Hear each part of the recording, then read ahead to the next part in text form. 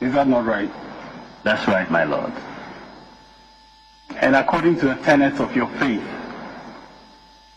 if you don't tell the truth, you're defiling that holy book. Is that not correct? If you don't tell the truth in your answers, you're defiling that holy book. That is correct. Okay. Now, Dr. Bawumia, what I'm saying to you is that in your evidence in chief, you categorically stated that Form 1C is the voter's ID card, the part that is torn under the register. You said that. I'm putting that to you.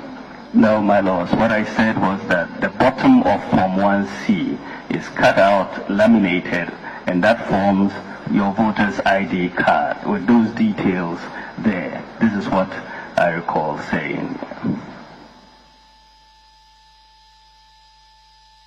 Now, during cross-examination by counsel for the first respondent, for the second respondent, he also showed you Exhibit 3E.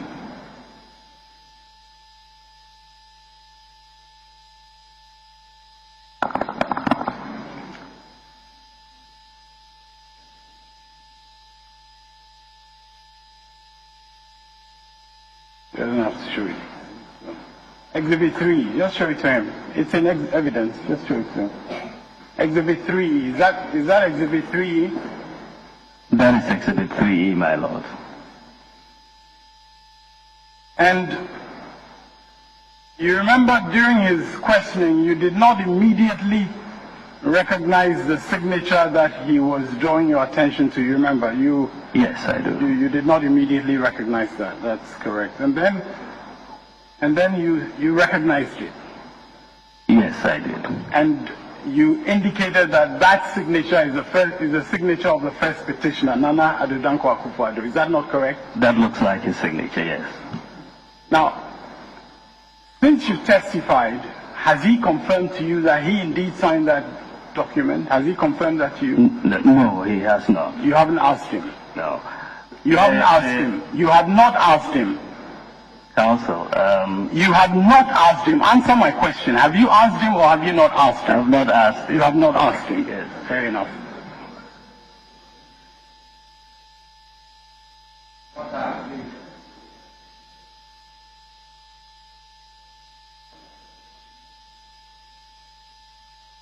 And before you saw that document in the witness box, you were not aware of the existence of that document.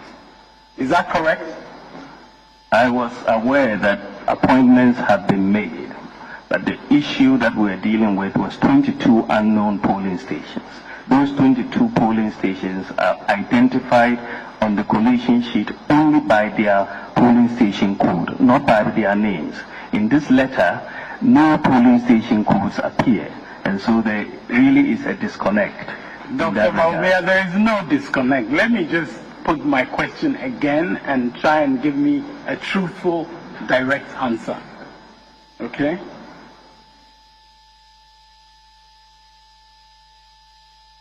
Before you came to this witness box, you've admitted you were not aware of that letter being sent.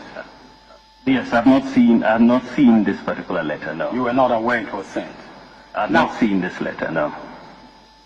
Now, if you had been aware of that letter,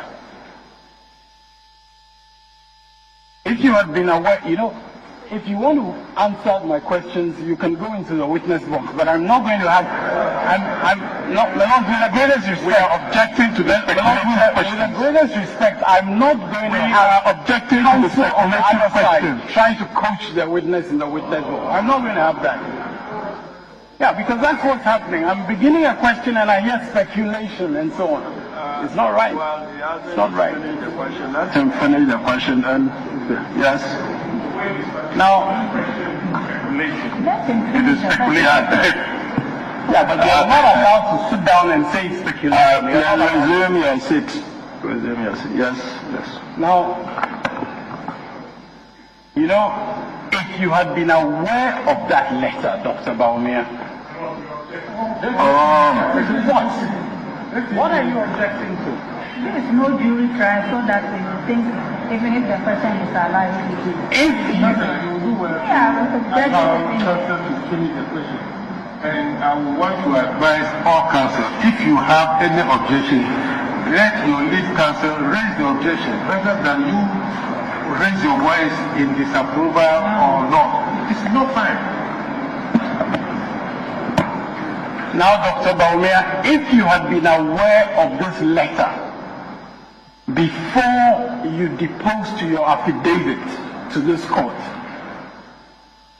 you would not have included that polling station as an unknown polling station, would you? I would. You would have. Absolutely. You would have. Good. Now, let me have exhibits. Now,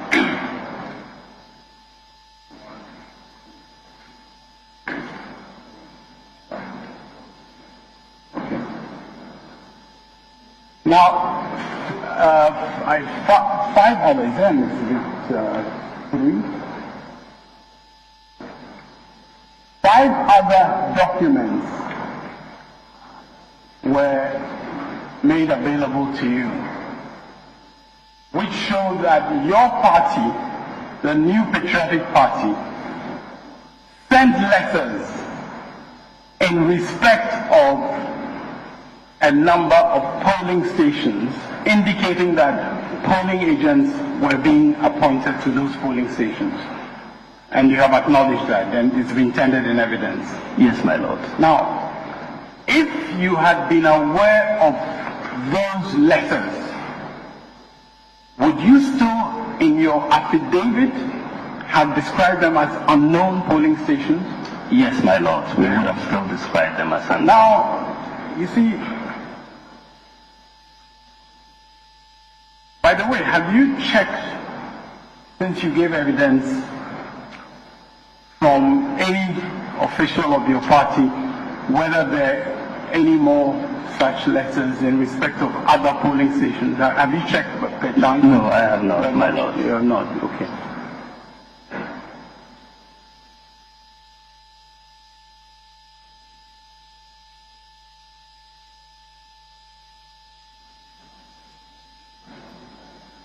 And you would agree with me that if the polling stations to which these letters are addressed, if those polling stations did not exist, your polling agents would have had no polling stations to go to. You agree with that, would you not? Yeah. If they didn't exist, They had the to- polling agents would not have had anywhere they would have gone to. They have to exist legally, not physically. Legally, they did not exist in our books because the polling station codes did not match the codes on the EC register. You know, Dr. Bawumia, I would respectfully suggest that when you're talking legally, you need to be a little bit cautious because you are not the expert on what is legally correct. Do you see what I mean? So, but your answer is that those polling stations were not legally in existence. Is that your answer? My answer is that, my lords, the polling stations are identified on every collation sheet only by the polling station code. There's no name. If you look at the collation form, there's no name of the polling station. The only identification label is the polling station code. So if you get a print sheet with a polling station code that's not match what is on the EC register, then it is not known. And this is why we said those polling stations are unknown, my lords. You see, Dr. Bawumia, even though you say that they are unknown, officials of your party knew the polling stations and wrote to the EC